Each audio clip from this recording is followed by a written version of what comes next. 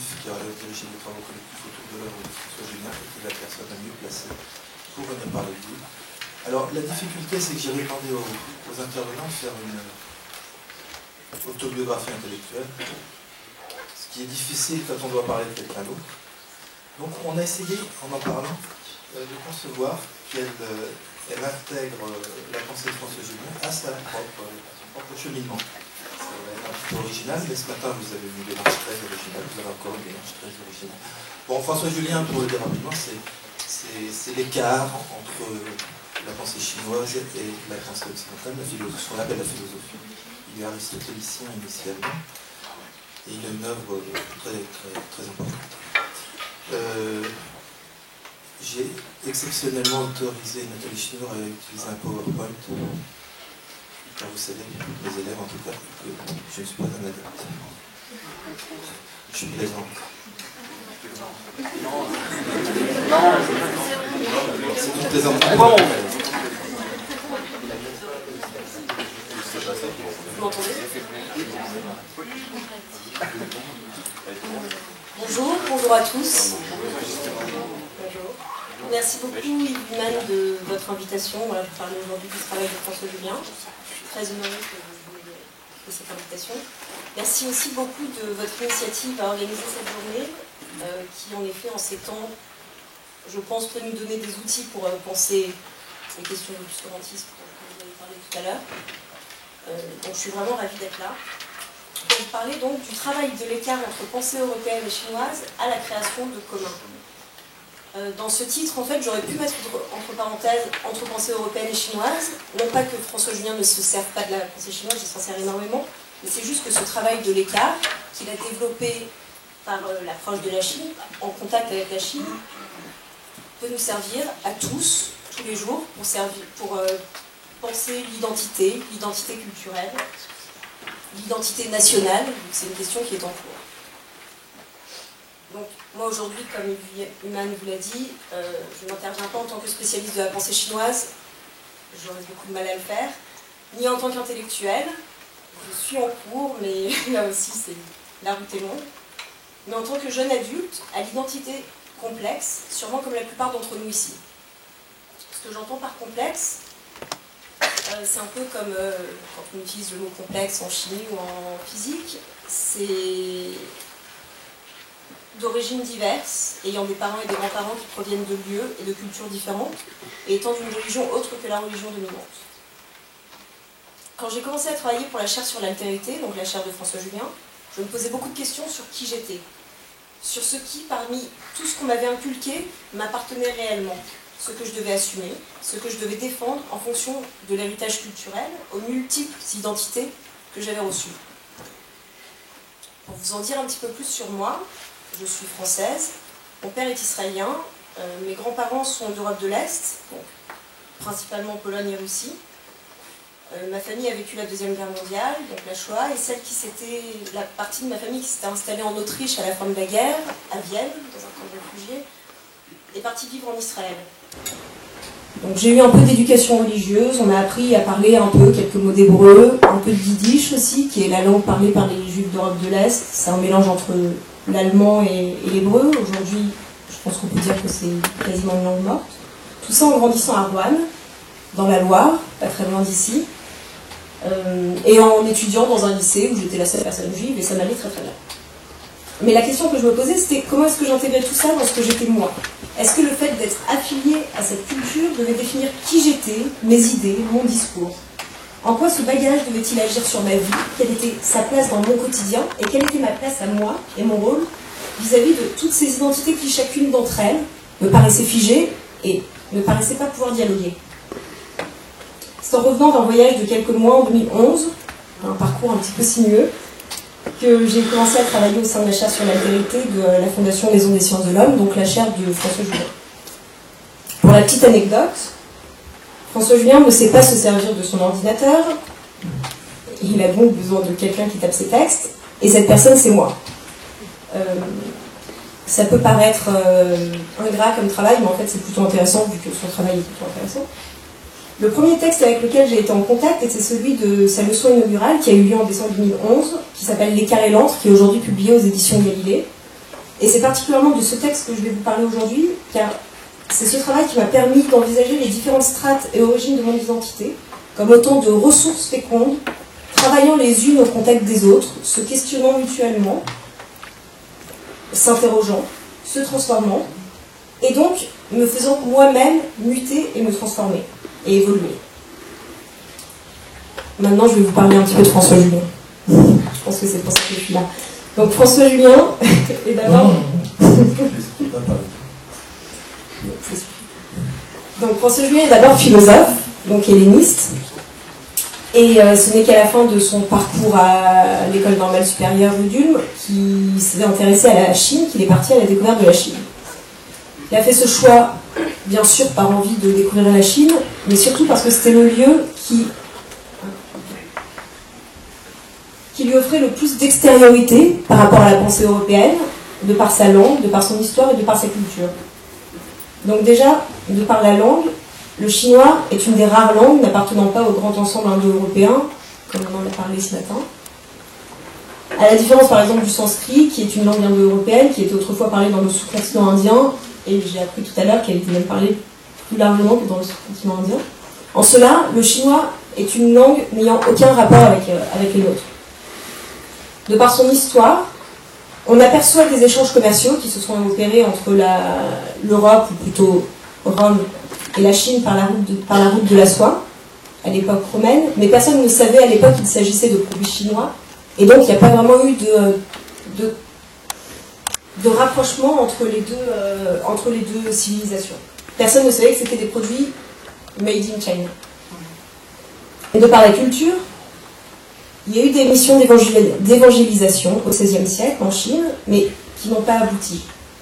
En effet, Matteo Ricci, qui a été l'un des premiers jésuites à pénétrer la Chine, a, après avoir acquis la langue et la culture chinoise, été reconnu comme véritable lettré chinois. Il s'est retrouvé lui-même sinisé au lieu d'y importer sa culture, ce qui était initialement l'objectif.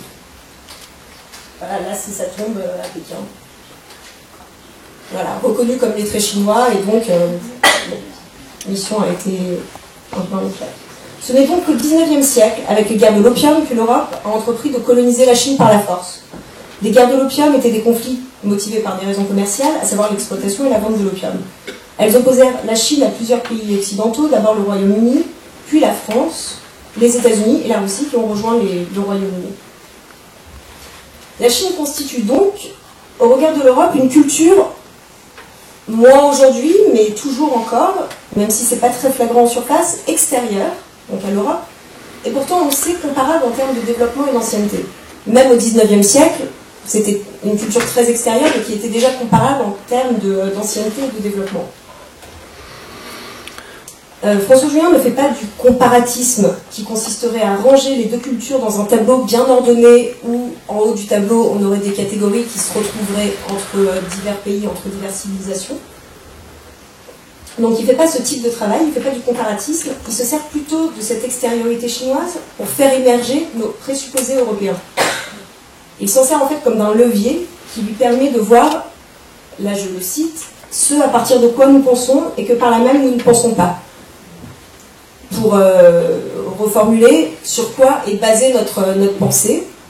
On a finalement, enfin, on pense finalement que ces fondements de notre pensée sont des évidences universelles, qui en fait ne sont pas universelles, c'est les fondements de notre pensée, à nous, issus de notre civilisation.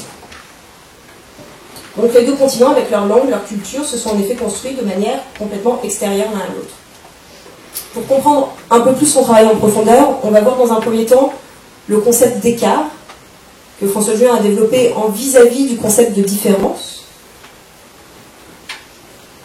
Puis nous verrons comment, grâce à une stratégie qui, a priori, lui est propre, il décloisonne ce qui a pu être figé en identité pour entreprendre une recatégorisation.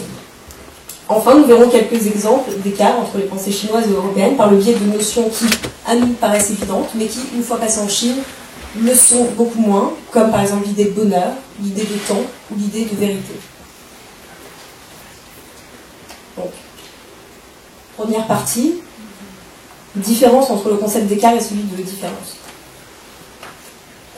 Quand on voyage entre les cultures, on a coutume de parler de différence culturelle et on ne remet plus jamais en question ce que ça veut dire le terme de différence, ce que cela signifie. Ici, on propose donc de revenir, de réfléchir sur les présupposés à la fois théoriques et idéologiques du terme de différence, et surtout sur ce que ça amène quand on aborde la question de la diversité des cultures. Car le terme de différence ne fait-il pas écran en se réduisant à une opération de classement avec des catégories bien organisées, à ce qui nous viendrait de richesse inouïe du culturel qui se présente à nous toujours au pluriel? Donc, François Julien propose de substituer à ce concept de différence un autre terme qu'on croirait d'abord synonyme mais qui lui oppose, celui d'écart. Quelle est donc la différence entre les termes d'écart et de différence? Vous pouvez dire qu'il s'agit d'une subtilité de la philosophie, ou, comme il le dit lui-même, d'une chinoiserie. Mais en fait, c'est une question qui nous conduira à poser une réelle alternative dans la façon de considérer le pluriel des cultures, le dialogue des cultures, et donc par suite de penser qu'est-ce que le propre du culturel, qui sont quand même des questions qui, en ce moment, paraissent importantes à interroger. Donc, le terme de différence... En effet, je suis comme ça. Donc, le terme de différence suppose d'abord une identité plus générale, on va dire un genre commun, au sein de laquelle la différence marque une spécification. Or, quelle pourrait être cette identité plus générale que nous pourrions poser au départ de la diversité des cultures, notamment de cultures qui sont restées si longtemps extérieures l'une à l'autre, comme la Chine et l'Europe. De quelle universalité est-ce qu'on pourrait déjà donner en amont d'emblée? Ou disons, sur quel concept universel de la raison pouvons-nous compter sans qu'il soit présupposé? Si jamais ce concept existe, ce grand X, si jamais il était autre que biologique, comment le nommer autrement qu'identitairement, autrement que par projection de nos propres propriétés, autrement qu'idéologiquement? On va donc commencer par éliminer ce présupposé. Il n'y a pas de culture première, en amont, au singulier, et servant d'identité commune dont les diverses cultures rencontrées de par le monde ne seraient que des variations. La notion de différence s'écouple avec celle d'identité de trois manières. L'identité borde la différence de trois façons. Déjà dans son amont, comme ce dont procède et que sous-entend la différence, un commun supposé, universel de l'homme. Dans son travail d'élaboration, c'est une méthode pour définir l'essence de la chose, initialement. Et enfin, dans son aval, l'identité fixant à la différence sa visée, qui est de classifier, normer, séparer, d'identifier. Car à quoi la différence sert-elle d'autre que de faire apparaître une identité spécifique? Donc déjà, au 5e siècle avant Jésus-Christ, Platon parlait de la différence, au début du sophiste, adopte une démarche pour trouver la définition exacte des choses. Pour lui, il faut, pour trouver la définition exacte des choses, séparer le genre en deux, puis la moitié retenue la diviser encore en deux, et ainsi de suite, jusqu'à ce que, ne pouvant plus diviser, on parvienne à la définition recherchée. Aristote, donc son élève, mais à l'époque on ne sait pas trop qui influençait qui, lui recommande de procéder de différence en différence pour parvenir jusqu'à l'ultime différence qui nous livre alors l'essence de la chose. Procéder de différence en différence pour arriver à l'ultime différence qui nous livre l'essence de la chose, on commence à voir pourquoi cette stratégie peut avoir des difficultés à fonctionner dans le domaine de l'identité culturelle. Peut-être l'identité d'un objet, oui, mais l'identité culturelle, c'est peut-être plus compliqué. Enfin, il s'agit là de la base de l'ontologie, de la pensée de l'être, celle des premiers penseurs grecs, Parménide et Platon, et qui guide encore notre pensée aujourd'hui. Donc on va revenir sur ce point essentiel, sur le fait qu'il n'y a pas d'identité ou d'essence culturelle possible. On ne peut pas définir ce qui serait le propre d'une culture et constituer son être même ou son essence. Car quel peut être le propre du culturel ? Le propre du culturel, c'est, on pense, de se transformer et de muter. Une culture qui ne se transformerait pas serait une culture morte, comme on parle de langue morte, comme je vous disais tout à l'heure sur le yiddish, cette langue d'Europe de l'Est, qui n'existe plus parce qu'on n'en parle plus. Donc c'est une langue qui n'est plus utilisée, dont on ne se sert plus, qui est figée, qui s'est fixée. Le chinois, la langue chinoise, le dit bien, elle le dit pour traduire le terme moderne de culture. Donc en chinois on dit wen hua. Il y a un très mauvais accent, j'en suis désolée. Le wen signifie trace, lettre, civilisation. Hua signifie transformation.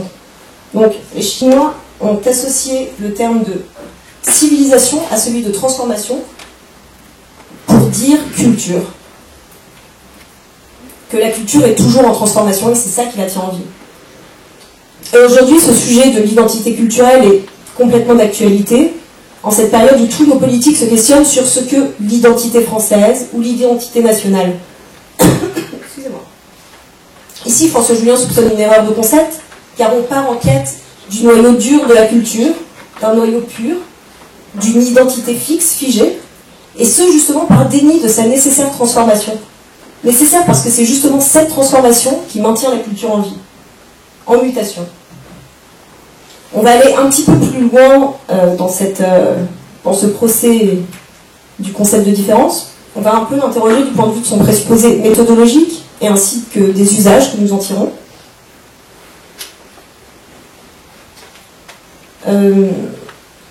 Déjà, d'une part, établir des différences suppose que l'on s'arroge une position de surplomb, ou au moins d'extériorité, à partir de laquelle c'est moi, à partir de ma position de surplomb, qui range entre le même et l'autre, entre l'identique et le différent, et qui compare. Mais quelle pourrait être cette extériorité, à partir de laquelle je pourrais tout mettre à plat et comparer? Comment je pourrais accéder moi-même à cette extériorité? Parce que moi-même, j'appartiens à une culture. Et pas plus qu'il n'existe de cadre commun qui serve de support d'identité à la diversité des cultures, il n'existe de tel point de vue tout à fait extérieur, abstrait d'une langue, abstrait d'une histoire. Je ne peux pas m'abstraire de qui je suis pour voir le monde d'en haut et pour classifier dans un tableau bien ordonné. Je ne peux pas. Donc cet étiquetage des différences culturelles auquel on se livre d'ordinaire peut-il échapper à l'ethnocentrisme? L'ethnocentrisme, c'est le fait de voir le monde et sa diversité à travers le prisme des idées, de mes intérêts et des archétypes de notre propre communauté d'origine, sans avoir de regard critique sur celle-ci. D'autre part, comme on a commencé de le voir un petit peu, la différence est un concept qui range. C'est-à-dire que l'irruption d'un dehors à partir duquel on pourrait se voir soi-même, ce que le philosophe Michel Foucault appelait l'hétérotopie, du grec, donc lieu, topos et hétéro, autre. Donc l'irruption de ce dehors se trouve d'emblée résorbée. Parler de la diversité des cultures en termes de différence désamorce ainsi d'emblée ce que l'autre, de l'autre culture, peut avoir d'extérieur, peut avoir d'inattendu, peut avoir de surprenant, peut avoir de déroutant. Il y a quelque chose qui déborde dans la rencontre de l'autre, de l'autre culture, qu'on ne peut pas voir si on classe, si on range. Donc le concept de différence nous place dès l'abord dans une logique de classification et de spécification, et non de découverte. C'est ainsi que, pour essayer d'éviter d'utiliser ce concept, François Julien en a développé un autre concept, le concept d'écart, qui se veut plus exploratoire.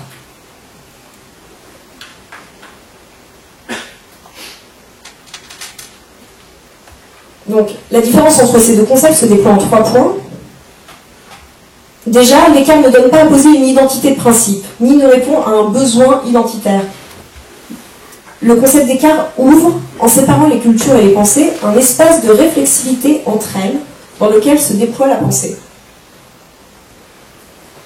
Donc un espace de réflexivité, ce qu'on entend par réflexivité, c'est 2 choses, c'est bien sûr le fait de réfléchir, et c'est aussi le fait de se réfléchir soi-même à la rencontre de l'autre. Un peu comme on pourrait se réfléchir dans un miroir, sauf que là c'est le contact avec l'autre qui permet cet auto-réfléchissement. Quand la différence cloisonne et ferme la possibilité d'un vis-à-vis, l'écart maintient au contraire l'autre en regard, et c'est ça qui permet un dévisagement réciproque, c'est ça qui permet de voir l'autre et de se voir à travers l'autre. L'écart est de ce fait non une figure de rangement, contrairement à la différence qui classe, comme on l'a vu, mais de dérangement. Un concept à vocation exploratoire. L'écart fait paraître les cultures et les pensées comme des fécondités. Enfin, nous dispensant d'avoir à supposer quelque a priori sur l'homme, cet a priori qui serait toujours idéologique, l'écart nous invite à cet auto-réfléchissement de l'humain. On va développer un tout petit peu plus ces points. Donc, le plus évident, c'est que tandis que la différence établit une distinction, l'écart procède d'une distance. Par ailleurs, l'écart pointe un départ possible à la dissociation entre les cultures, mais sans sous-entendre une identité posée d'emblée en amont, une identité de principe. Cette identité qu'on serait bien en peine de désigner. L'écart ne porte pas à s'arroger une position de surplomb à partir de laquelle il y aurait à ranger les différences, mais c'est au contraire par cette distance ouverte qu'il permet un dévisagement réciproque de l'un par l'autre, où l'un se découvre lui-même au regard de l'autre, à partir de lui, en se séparant de lui, en ouvrant justement cet espace de réflexivité. D'autre part, ne relevant pas de l'établissement d'une distinction, mais donc procédant d'une distance, il s'agit là d'un concept qui fait entendre le mouvement de séparation dont il est né, et donc est un concept toujours dynamique, non figé, un concept toujours en mouvement. Un écart qui sera détecté à un moment, comme les cultures sont toujours en transformation, ne sera pas le même plus tard. Les cultures sont toujours en transformation, en contamination réciproque, et donc du coup cet écart va toujours changer. Les caractéristiques qu'on aura prêtées à une culture ne seront pas les mêmes quelques temps plus tard. Le propre de l'écart, c'est qu'il n'est pas proprement descriptif, mais productif. Il met en tension les différentes cultures, il les met en lien, il met en action ce qui l'a séparé. Ce principe de mettre en tension, c'est ce à partir de quoi François Julien travaille beaucoup, c'est ce qui a été justement très fécond dans tout son travail, et c'est le propre de l'écart. C'est ce à quoi l'écart doit opérer, mettre en tension. Ainsi, en faisant travailler les écarts entre ses pensées, François Julien ne les compare pas en posant un cadre commun qui serait hypothétique, mais par cette mise en regard que constitue chaque écart repéré, par ce recul offert, il ouvre donc un espace de réflexivité dans lequel ces pensées se dévisagent et qui, par leur mise en tension, donnent à penser. Ainsi, l'écart ne reste pas accroché à l'identité, mais laisse apparaître au contraire une fécondité.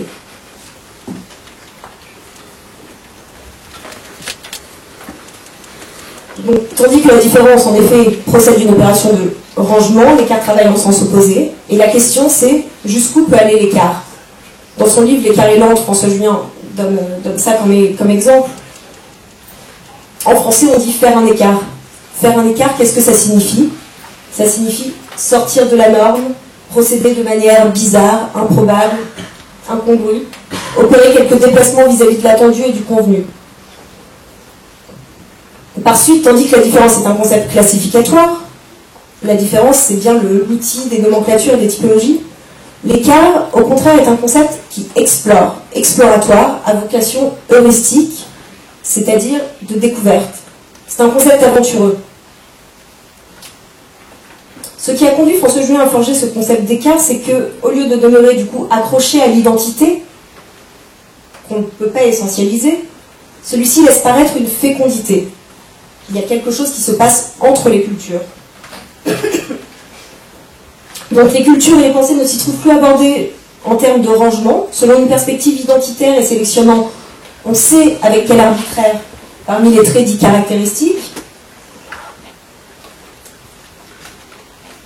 On peut vérifier ça en essayant d'établir les caractéristiques de la culture européenne, qui serait ni le christianisme, ni l'athéisme, ni la laïcité. Est-ce que ça, ce serait une caractéristique de la culture européenne? Je ne sais pas. Au contraire, on peut dire que les caractéristiques de la culture européenne, c'est justement ces écarts entre chaque culture. C'est cette mise en tension entre les cultures, entre le religieux et l'athéisme, entre toutes ces cultures qui viennent de partout et qui se mélangent. Et c'est cette mise en tension qui a apporté une fécondité, qui a enrichi l'Europe. Il en va de même entre les cultures se découvrant comme autant de ressources qui non seulement sont à explorer, mais aussi que chacun peut exploiter, et ce, quel que soit son lieu d'origine.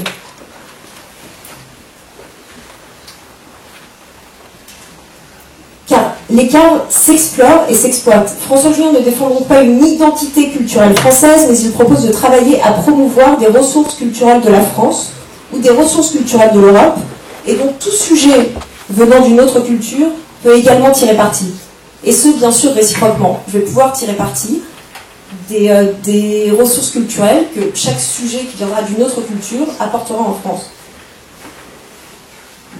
Et aujourd'hui, vu qu'on s'alarme vraiment de l'épuisement des ressources naturelles, est-ce qu'on ne devrait pas aussi s'alarmer de l'épuisement des ressources culturelles avec la mondialisation qui est en train de se dérouler et donc qui écrase les écarts entre les cultures? À l'époque de la parution de ce livre, L'écart et l'antre, François Julien il disait que quand il voyageait à l'étranger, il voyait dans chaque librairie, dans chaque pays, la même chose, des piles de Harry Potter et donc tous les jeunes avaient les mêmes références, et il critiquait un peu cet univers uniformisé de la jeunesse. Et je pense qu'on a tous déjà fait cette expérience d'aller à l'étranger, ou juste d'aller un peu plus loin, et de retrouver des références communes qui passent par des médias communs. Je ne dirais pas que ça ne comporte pas d'avantages, ça comporte bien sûr des avantages dans le dialogue qui peut être engagé avec l'autre, mais ça empêche peut-être le voyage nécessaire qui permet d'aller profondément à la rencontre de l'autre. Ces écarts étant camouflés par une uniformisation de surface. Un petit exemple pour illustrer cet écart entre les langues et l'urgence de continuer à penser en langue et de les faire travailler entre elles. Quand un éditeur anglais a voulu prendre en traduction ce livre, L'écart et l'antre, de François Julien, on a été face à une difficulté dès le début parce qu'on ne savait pas comment traduire le mot écart en anglais. On pourrait le traduire par gap, mais gap veut dire fossé. C'est précisément l'inverse de l'écart. Parce que le fossé ne donne pas accès, le fossé empêche toute relation possible, toute mise en tension. L'écart, c'est au contraire ce qui ouvre à l'autre. Donc, le fait de traduire ce mot en anglais, de travailler pour trouver une traduction de ce mot en anglais, ça permet une fécondité de la pensée. Ça permet du coup d'intégrer un nouveau concept dans une langue, peut-être dans lequel ce concept n'existait pas, ou peut-être qu'il existe mais que j'en sais rien, c'est possible. Mais ce genre d'exemple, on en a partout, tout le temps, sur la fécondité des langues entre elles. Bon. La dernière fois, je pensais juste au mot, par exemple, le mot kiffer, qui n'existait pas en français. Et j'y pensais et je me disais, mais si je devais le définir en français, je ne trouverais aucun synonyme, aucune définition possible. Comment on pourrait dire? Apprécier le fait qu'on ait importé ce mot, je crois au contact de l'arabe, parce qu'il me semble que c'est un mot arabe à la base, fait qu'on a importé aussi une nouvelle idée, peut-être un nouveau concept au français. Et bon, ce genre de mots, il y en a énormément. Donc, comment faire bon usage de ce concept d'écart? On pourra donc considérer les cultures comme les pensées, non plus sous l'angle de la vérité, y compris en philosophie, que sont leur capacité de prise et d'effet. C'est-à-dire comment je capte le monde et qu'est-ce que j'en fais. Car la pensée grecque n'est pas plus vraie que la pensée chinoise, ou l'inverse. La notion de vérité dans les pensées ne fonctionne peut-être pas. Mais c'est en creusant l'écart entre elles qu'on s'aperçoit que l'une et l'autre nous fournissent aujourd'hui autant de prises pour penser un commun de l'expérience. C'est ce commun de l'expérience qui est important. Et c'est le fait de pouvoir exploiter la culture de l'autre pour penser ce commun de l'expérience qui est primordial.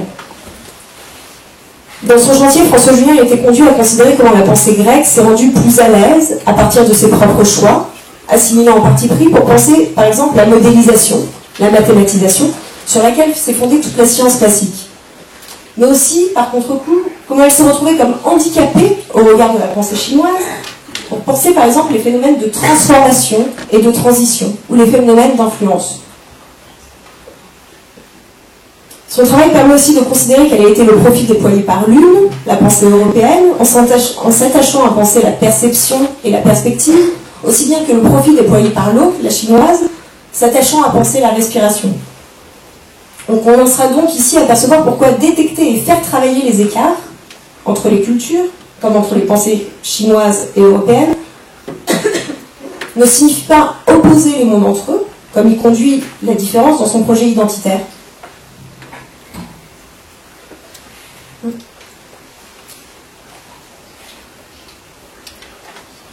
Ce qu'on entend par pensée chinoise, juste pour revenir dessus, c'est pas, enfin on ne suppose pas un essentialisme à la pensée chinoise, ni aucune identité, on désigne seulement la pensée qui s'est exprimée et qui s'est actualisée en chinois.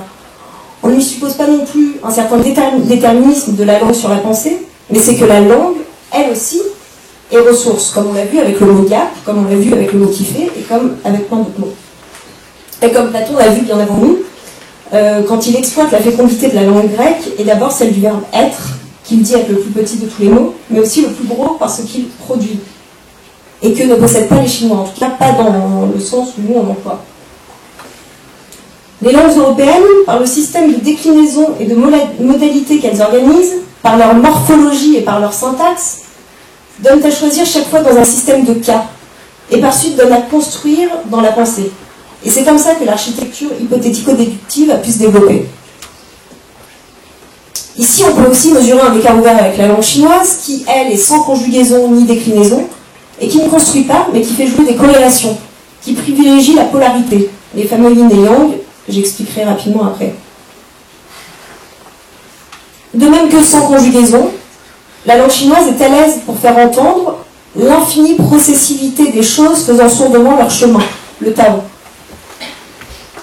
Chaque langue a son effet propre, à la fois de prise et de rendement. Bon, juste sur le yin et le yang, c'est une polarité de la pensée chinoise. Le yin désigne le côté ombreux d'une montagne, le caché, le féminin, la condensation. Le yang désigne le côté lumineux d'une montagne, l'explicite, le masculin, l'expansion. C'est un binôme. Ils ne peuvent pas aller de manière séparée l'un de l'autre. Donc, faire travailler les écarts, ce n'est pas cloisonner en des mondes distincts, mais bien l'inverse, ouvrir. Car l'écart, en même temps qu'il sépare, met en tension, met au travail ce qu'il a séparé. Il est donc exploratoire, comme on l'a vu plus tôt. Cet écart se révèle certes en grand quand on est vis-à-vis l'Europe et la Chine, mais il se laisse discerner aussi en plus petit, à d'autres échelles, dans d'autres situations. Toute pensée en elle-même est un écart interne qui la fait travailler. Ainsi, la figure d'altérité élaborée à la rencontre de l'autre culture peut-elle se retourner et faire fouler le cachet de la pensée. Comme on l'a vu tout à l'heure, ce n'est qu'au contact de l'autre que je peux me voir moi-même.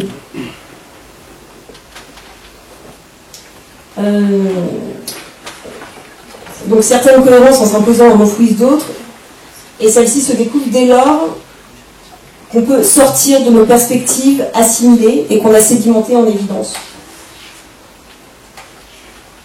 Donc au lieu de poser quelques natures de l'homme, quelques raisons universelles, cette pensée est donc une invitation à l'auto-réfléchissement de l'humain, par tous ces écarts ouverts entre lui et l'autre, et en conséquence en lui-même. Car ce sont donc à travers les écarts que ces cultures font paraître qu'il est temps d'entre elles, c'est l'humain lui-même qui, par ce vis-à-vis, se dévisage, à la fois s'élargit, se réfléchit dans ses ressources et ses possibilités. Et François, vraiment le travail de François Julien. François Julien ne suppose pas un commun de l'humain dans lequel l'universel serait donné en amont, d'emblée. Il pose ce commun de l'humain dans l'intelligible, c'est-à-dire dans le fait, dans l'opération même de la pensée. Si on pose un seul principe qui pourrait fonder le commun de l'humanité, ce serait donc celui-ci. Le culturel est intelligible, même si, bien sûr, à cet intelligible, nous n'avons chacun qu'un accès limité. Car l'intelligence comme faculté de l'humain n'est pas une faculté arrêtée, mais une capacité qui est ouverte, toujours en chantier, pouvant et devant se décatégoriser et se recatégoriser, et se déployant d'autant plus qu'elle traverse des intelligibilités écartées. C'est ainsi que François Julien voit le dialogue des cultures. Donc le grec dia a deux sens, celui de séparer ou d'écarter, et aussi celui de traverser ou cheminer. Et le log de logos, donc, qui signifie l'intelligible, la raison, le discours. Donc par ce dialogue, il pose à la fois le dia de l'écart et le logos de l'intelligible, car il n'y a pas d'ineffable culturel, d'âme indicible de quelque culture que ce soit, et toutes les cultures sont appelées non pas au compromis ou à l'échange de surface, mais à se comprendre effectivement et donc profondément. C'est-à-dire au travers d'écarts qui ne cessent de se reconfigurer, il s'agit de relancer l'intelligence du commun.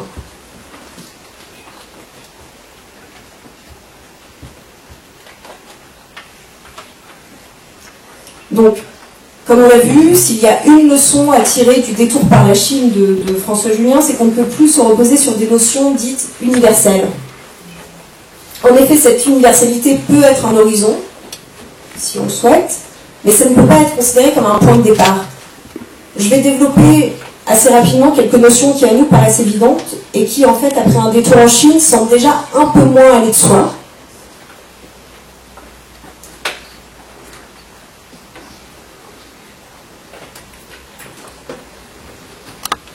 Donc l'idée de bonheur, par exemple. L'idée de bonheur qui semble être, a priori, l'aspiration qui traverse indifféremment chaque culture, qui en constitue le plus petit dénominateur commun, qui est à la souche de toute l'humanité. C'est ce qu'on pourrait se dire. Et pourtant, cette notion qui nous paraît à nous si évidente ne se retrouve pas si facilement dans la pensée chinoise, malgré ce que l'on souhaite nous faire entendre dans tous les ouvrages de développement personnel qu'on voit. La Chine a bien connu l'idée de félicité, de prospérité, mais comme elle n'a pas développé les idées d'âme ni de fin, sur lesquelles repose la pensée du bonheur, elle n'a pas pu élever cette catégorie en un terme idéal. Idéal qui est aussi un terme tout à fait européen, qu'on ne retrouve pas en Chine. À y regarder même de plus près, on se rend compte que chez les penseurs chinois de l'Antiquité, la sagesse est faite beaucoup plus de disponibilité que de bonheur à proprement parler. Beaucoup d'exercices chinois ayant pour objectif d'affiner et d'épurer le souffle vital enseignent donc ces exercices comme le Qigong, le Tai Chi. Le Qi, donc ça veut dire le souffle énergie. Là vous l'avez. Le caractère Qi qui en fait représente la vapeur du riz qui cuit sur le riz. Donc ça c'est bon pour l'anecdote. Donc beaucoup d'exercices visent à épurer, à affiner ce souffle vital, mais ça ne signifie pas pour autant, enfin ils enseignent le fait d'être en forme, mais pas nécessairement le fait d'être heureux. Quand je dis je suis en forme, je parle certes indistinctement de mon corps et de mon esprit, qui sont ensemble, mais je ne veux pas dire je suis heureux. Quand je dis je suis heureux, quand je parle de bonheur, il y a prise, il y a objectif. On est dans une tentative de captation, de prise, de finalité, d'objectif. Alors que le Tao, lui, de la pensée chinoise, enseigne au contraire la déprise. Le fait d'évoluer à son aise, à son gré.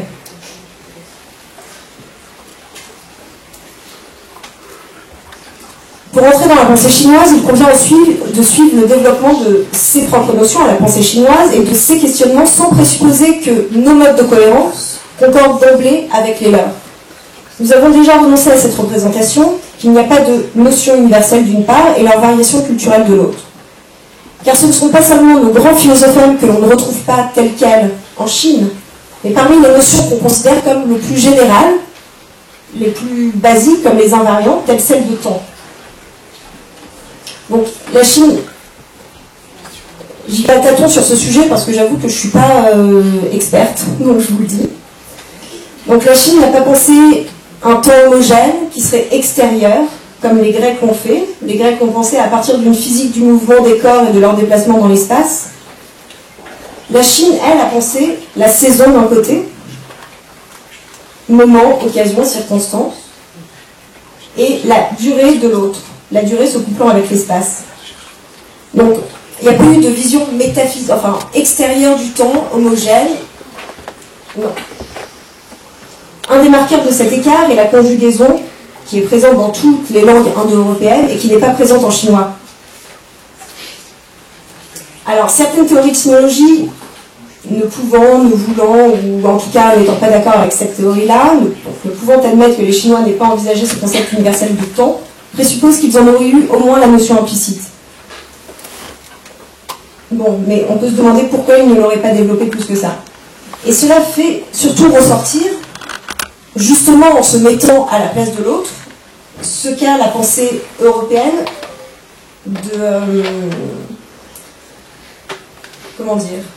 d'énigmatique par rapport à la construction de cette notion de temps. En effet, Aristote, pour parler du temps, disait son existence obscure, puisqu'il est divisible entre les divers temps, mais dont les divisions n'existent pas, le présent n'étant qu'un point de passage sans extension, donc sans existence, entre le passé qui n'est plus et le futur qui n'est pas encore. Ça me paraît quand même beaucoup plus énigmatique que la pensée du... Enfin, ça me paraît très improbable, en fait, comme pensée quand je fais un petit détour par l'extérieur. À preuve de cet écart, en tout cas, le fait que les Chinois ont dû traduire la notion occidentale du temps au moment où ils ont rencontré la science occidentale à la fin du XIXe siècle. Temps qu'ils ont traduit par Chetienne, entre moments. Donc il n'a rien à voir avec le sens qu'on attribue au temps. Enfin, donc il en va de même pour la traduction difficile et débattue des termes des notions plutôt de vérité, d'être, d'idéal. En effet, qu'en est-il de la vérité? Donc la Chine ici a avancé l'adéquation circonstancielle, notamment chez les moïstes. Les Allemands n'ont pas fait la vérité comme visée majeure de la philosophie. Ce n'est pas l'expression d'un manque, mais l'ouverture d'un autre possible. Le terme en chinois classique, que nous pouvons le mieux traduire par vrai, signifie plutôt authentique, donc en chinois classique, pas en chinois moderne. Donc signifie plutôt authentique, Zhen, au sens de sentiment ou d'une nature vraie. L'homme vrai est, dans le taoïsme, celui qui a su accéder à une parfaite disponibilité intérieure et ne connaît plus d'entrave à l'épanouissement de son existence. Ou encore, la langue chinoise a su manier le jugement disjonctif, évidemment, c'est ceci, ce n'est pas ceci, c'est vrai, c'est faux, c'est bien, c'est mal, je fais. Mais ils se sont tout défiés, dès la formation de leurs écoles de pensée, de la perte qu'occasionnait fatalement, du point de vue de la globalité de la sagesse, le conflit stérile des positions. Ce qui signifie non pas que les Chinois n'ont pas pu ou n'ont pas su distinguer le vrai du faux, mais que ce n'est pas sous cet angle-là, sous l'angle de la recherche de la vérité absolue, qu'ils ont développé leur conception.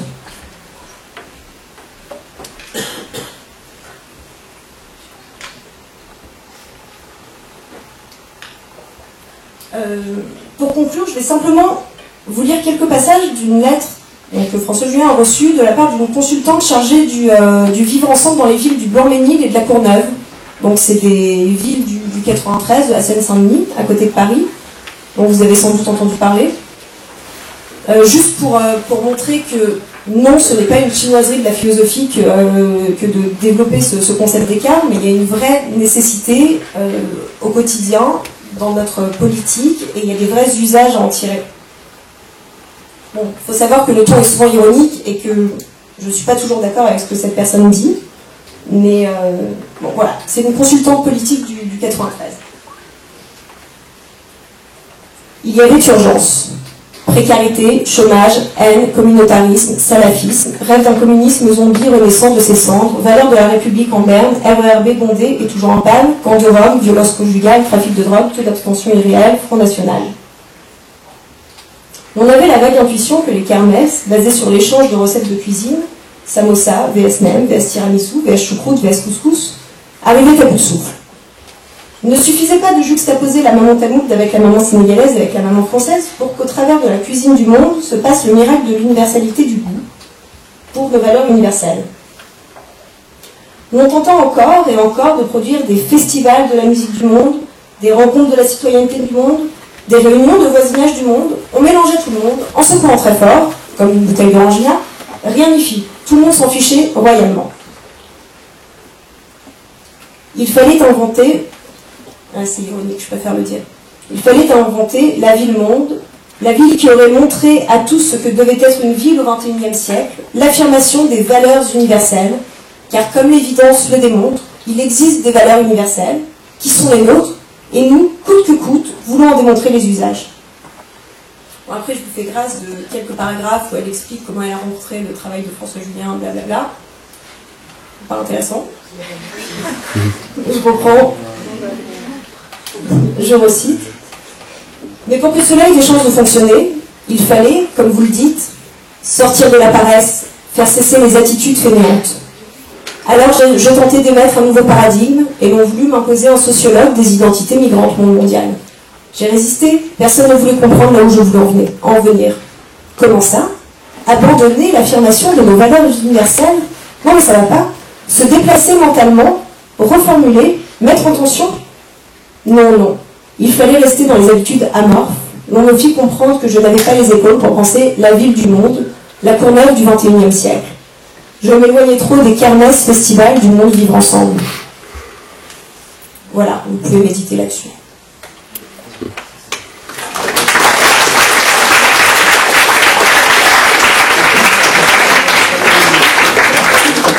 Merci beaucoup.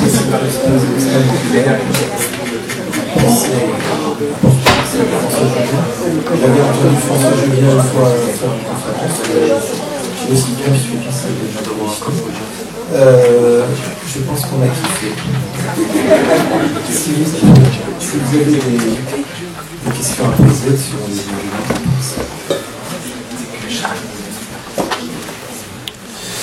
Alors, juste pour information, soyez pas trop dur avec les questions. J'ai repris les études il n'y a pas longtemps. Je ne suis pas une intellectuelle. Non, comme vous l'avez remarqué.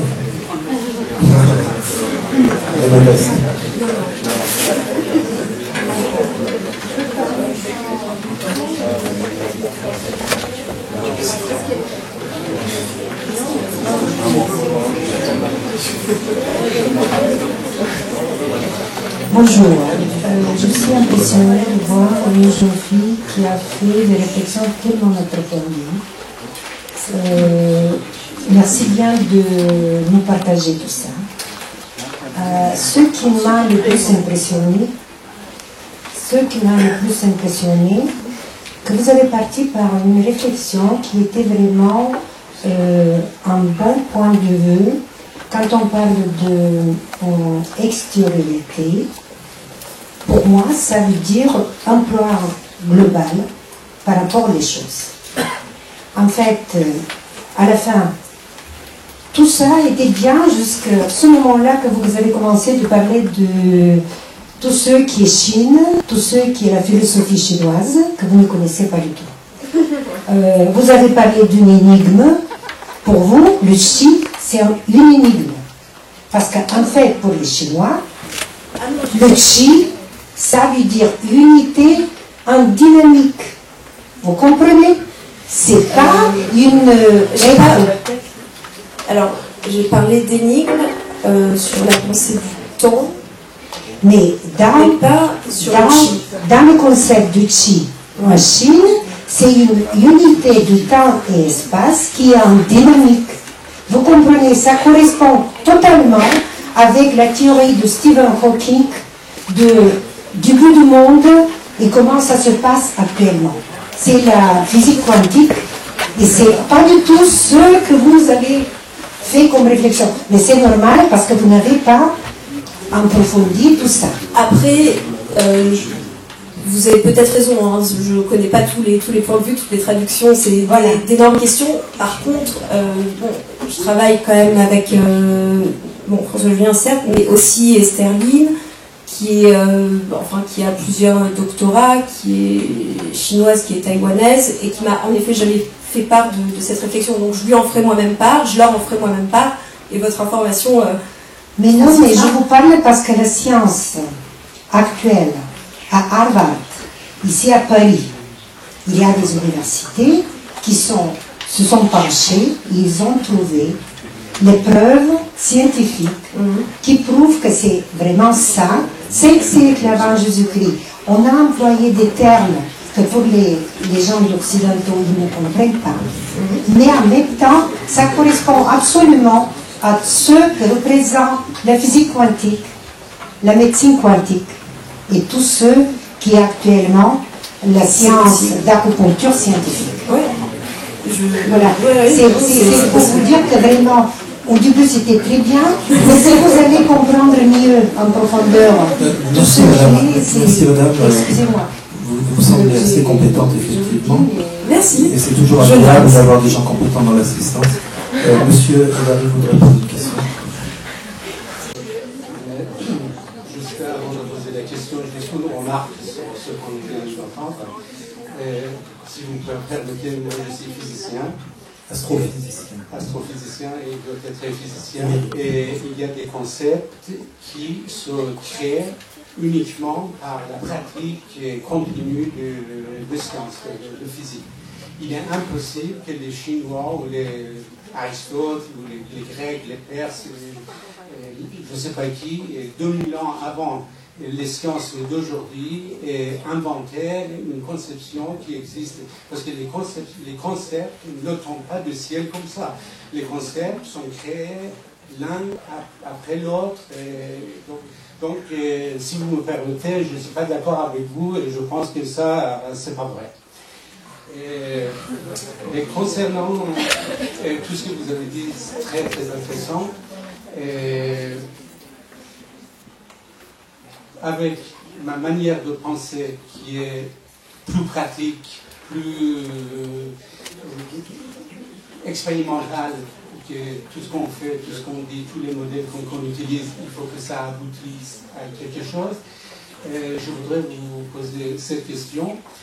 Qu'est-ce qu'on fait en pratique? Par exemple, les cultures sont, oui, très bien, mais par exemple, actuellement en France, s'il y a quelqu'un qui, sa culture, c'est de mutiler les petites filles, est-ce qu'il faut lui donner le droit de le faire? Non.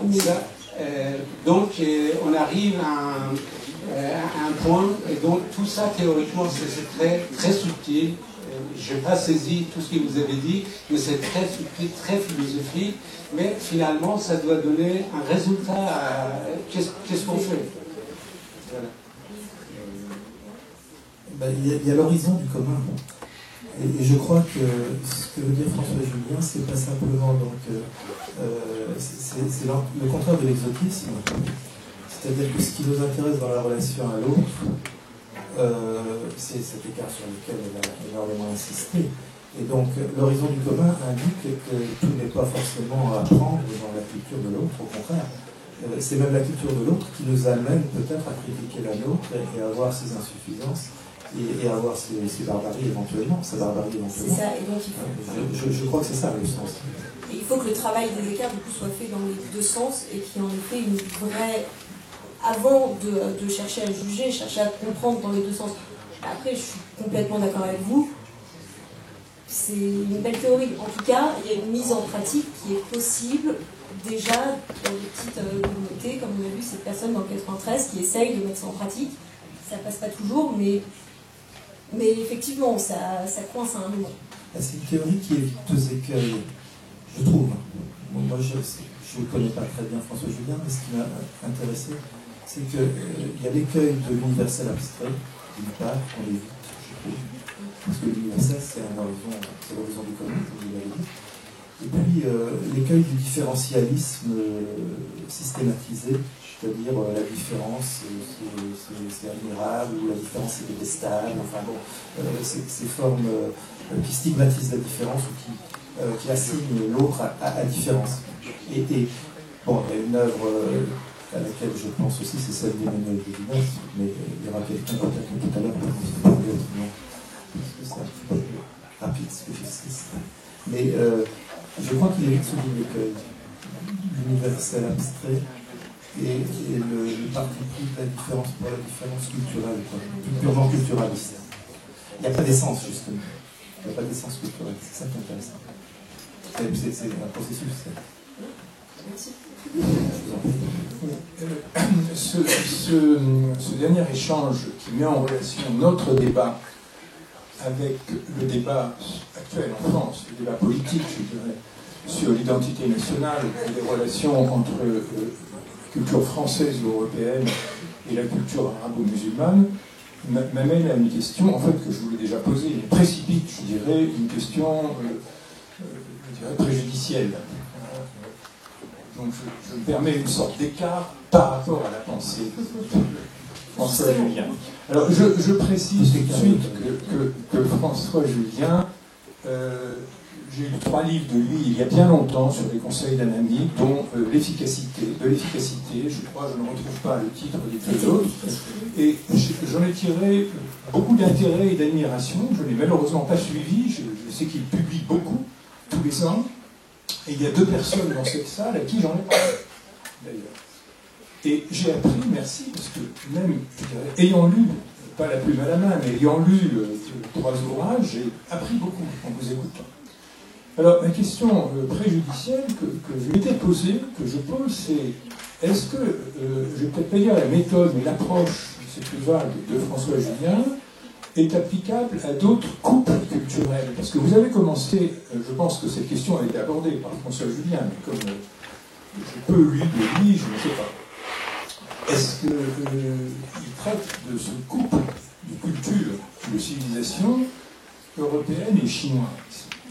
Est-ce que cette approche s'applique? Est-ce qu'il l'a appliquée? Est-ce que d'autres l'ont appliquée à d'autres écarts entre européennes, par exemple, et indiennes, bon, qui sont dans la mouvance indo-européenne linguistiquement, ou européennes et arabo-musulmanes, par exemple? C'est pour ça que je disais que c'est une question un petit peu préjudicielle. C'est-à-dire, est-ce qu'on peut appliquer ce qu'on tire de l'écart Europe-Chine? Est-ce qu'on peut l'appliquer à l'écart Europe à civilisation arabo-musulmane? Je vous dis ça très vite, hein, ouais. C'est un peu flou. Voilà. Alors, bon, déjà, lui, s'il est passé par la Chine, c'est d'abord pour voir l'Europe de l'extérieur. C'est d'abord ça. Hein. C'est parce que c'était le lieu dont il proposait, enfin, qui lui permettait d'avoir le plus d'extériorité. Donc, c'est d'abord pour voir l'Europe de l'extérieur. Donc, ça, c'est une première chose. C'était vraiment une réflexion de philosophe et une stratégie philosophique pour voir l'Europe de l'extérieur. Après, bien sûr que ce travail des écarts est applicable à d'autres civilisations, à d'autres couples de civilisations. Et ce travail de l'écart, c'est même un travail qu'on fait en soi, donc en soi-même, par le travail de la pensée. Mais à ma connaissance, je ne sais pas si quelqu'un d'autre a adopté cette stratégie. Donc, je ne vais pas mentir, je ne sais pas, je pense, en tout cas, il y a beaucoup d'anthropologues, de philosophes. Si je peux apporter une précision, je crois que vous avez dit quelque chose de fort juste. Pourquoi la Chine? Parce que c'est l'extériorité radicale. Il n'y a plus un seul point commun. L'être, la notion d'être, enfin, il y a plein. Bon. Enfin, alors que si on prend le monde arabo-musulman, ça nous amène aussi vers la question méditerranéenne. Et là, au contraire, on n'est pas dans une extériorité aussi écartée. Enfin, c'est pas si radical. L'écart n'est pas si radical. Mais il y a des gens qui font des travaux, qui ont fait des travaux de ce type. Le défunt Abdelwahab Medel travaille pas mal sur l'entre-deux entre disons, le monde musulman et l'Europe. Des gens comme ça. Mais c'est pas. Ça n'a pas la même portée, c'est pas la même intention. C'est pas la même radicalité, toujours est-il que je pense que c'est effectivement un travail à faire et qui en fait a sans doute déjà été fait, mais je pense que Daniel va... Non, c'est juste un nom qui n'a pas, je ne parle pas d'Emmanuel évidemment, ce serait une discussion trop longue et en l'absence de François Julien, ce serait dommage. Non, c'est juste un nom qui n'a pas été prononcé. Alors, la question de l'écart, bon, philosophiquement, elle a été thématisée depuis très longtemps chez les Grecs, chez Platon, chez Aristote, chez Spinoza, etc. Bon, elle ne pensait pas à la question de l'Europe, d'une Europe en crise par rapport à son altérité radicale, mais il y a quand même un oubli majeur dans le paysage français des années 60 et je ne m'explique pas comment ce nom n'est pas prononcé sur la question de l'écart. C'est quelqu'un qui a travaillé tout le temps dessus, c'est Claude Lévi-Strauss. S'il y a vraiment quelqu'un qui a travaillé cette question-là à fond, en dehors avec la question de l'extériorité radicale, c'est vraiment lui, et qui l'a thématisé, qui l'a pensé, qui l'a théorisé, et c'est à lui que je voudrais rendre hommage aujourd'hui.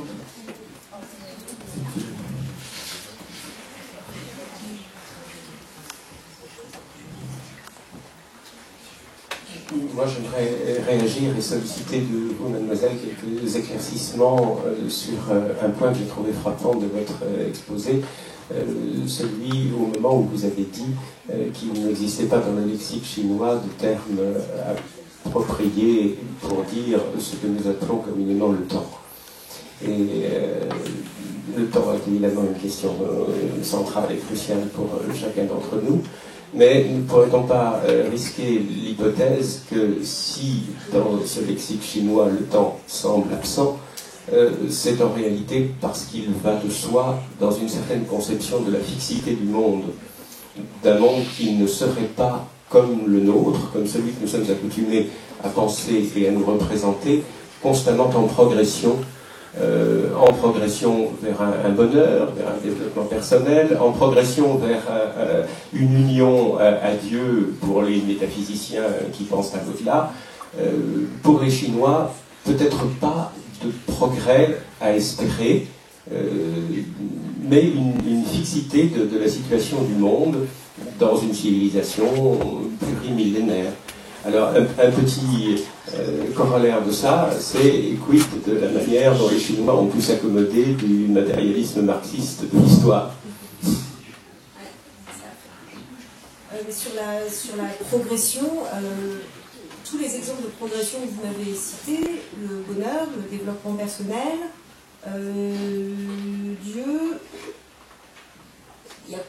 à partir du moment où il n'y a pas eu de pensée de l'idéal, où il n'y a pas eu de une pensée de la prise, de la captation de l'objectif, de la finalité, déjà, ces exemples, le bonheur, c'est pas du tout la même. On n'a pas envisagé le bonheur de la même manière. Il n'y a pas eu d'idéal. Le développement personnel, c'est ce qu'on en a fait parce qu'on a projeté nos propres présupposés sur ce qu'on a traduit de texte chinois, mais visiblement, c'est pas très commun. Après, non, j'ai pas du tout répondu à votre question là. Nathalie, la question elle est importante. De quelle Chine vous parlez? D'où vous parlez?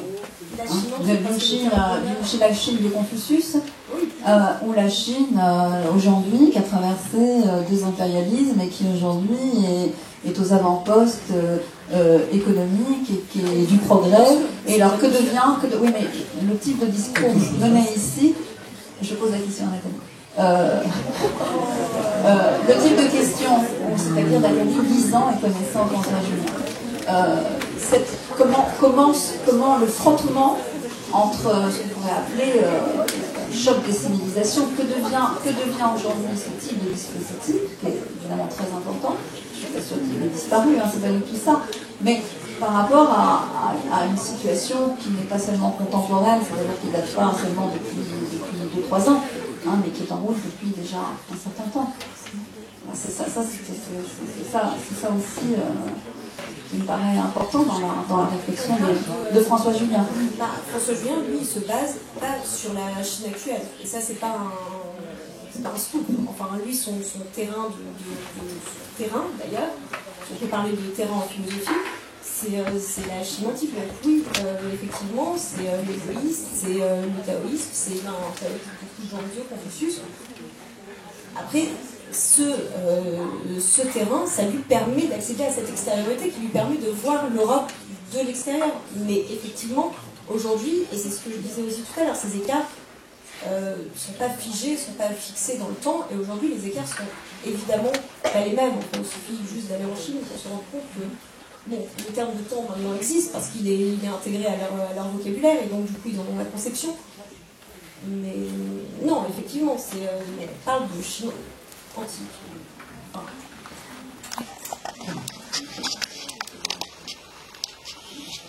Je voudrais apporter une précision par rapport à ce que vous venez de dire concernant la fixité de la pensée chinoise. Mais en réalité, c'est pas vrai, parce que les Chinois, longtemps avant les Européens, au moment où les Européens étaient complètement capturés par la théorie, le modèle de Ptolémée, qui considérait Aristote que le ciel était immuable, toujours permanent, rien ne bougeait. Les Chinois étaient très très attentifs sur la variation de ce qui arrivait dans le ciel. Et justement pour cette raison, il y avait parfois des étoiles qui apparaissaient. Aujourd'hui, nous savons que ce sont des supernovae.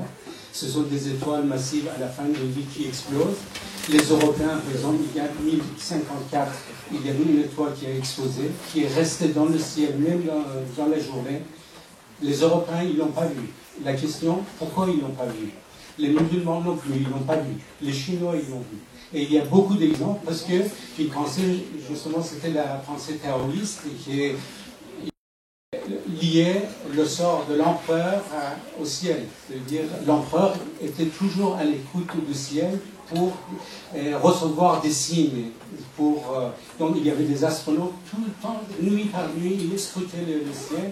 Et c'est pour ça qu'ils ont vu les comètes, beaucoup de comètes, ils ont découvert, alors que les Européens, ils ne voulaient pas croire aux comètes. Aristote pensait que c'était des phénomènes dans l'atmosphère terrestre, alors que les Chinois, ils les appelaient les étoiles hautes. Donc non, vraiment, à cette époque-là, peut-être ça a changé, mais à cette époque-là, les Chinois étaient beaucoup plus avancés par rapport aux Européens.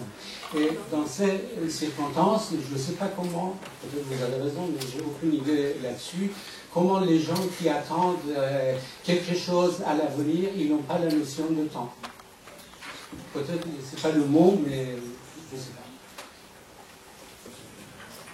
Moi, je voudrais savoir si l'écart, disons, entre la France et la Chine, la France d'aujourd'hui et la Chine ancienne, n'est pas un écart concernant le sujet, c'est-à-dire le sujet d'une république individualiste et le sujet dans un empire, c'est-à-dire en fait une conception holiste.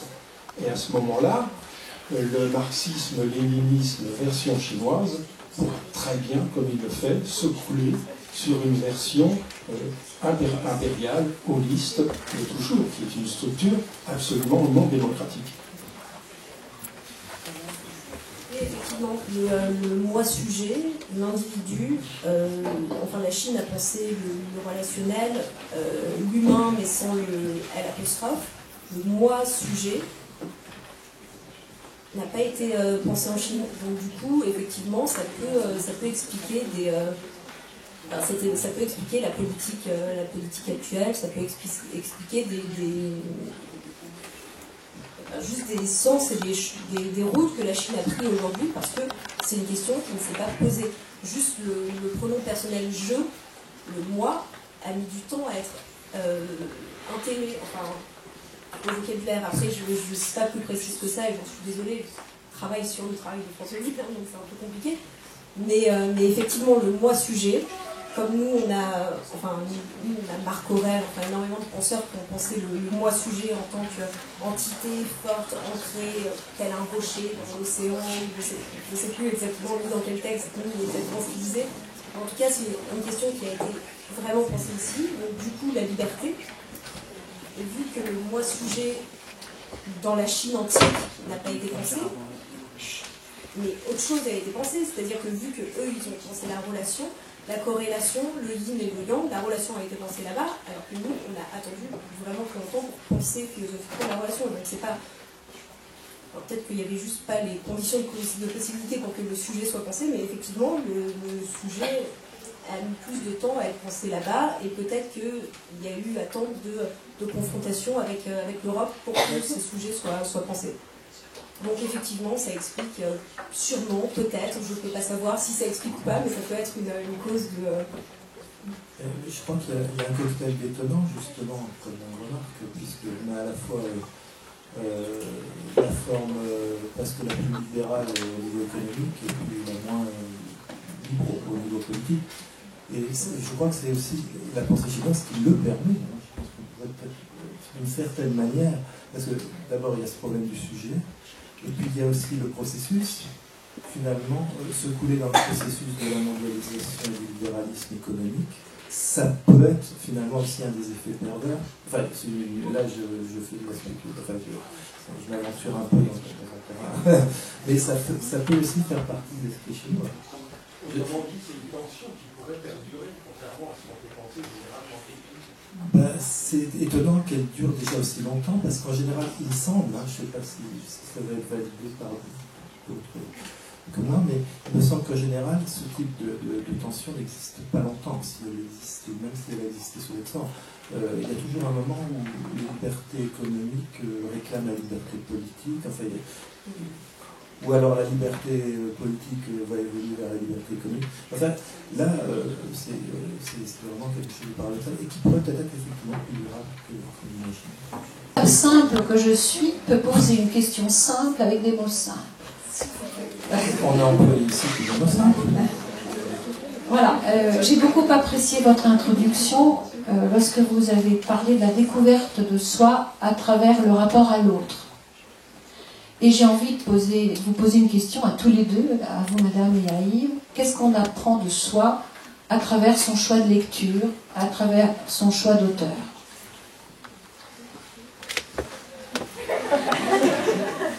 C'est pas si simple. Hein. C'est la question la plus difficile. Mais vous seul devez savoir ce que vous apprenez de vous-même à travers vos choix de lecture et d'auteur. Mais j'imagine que ça en dit beaucoup. C'est un peu peut-être un miroir de ses goûts, en tout cas, de soi. Enfin, en tout cas, pas un miroir, mais une aspiration. Je ne sais pas comme une sorte de métabolisation, c'est-à-dire on va vers la lecture nous nourrit, on en ressort différent, on lit autre chose, et etc. et progressivement. Et donc là, on est chinois de cette manière, parce qu'on est dans le processus, on est dans la transformation durable et silencieuse. Ah oui, un peu. Oui.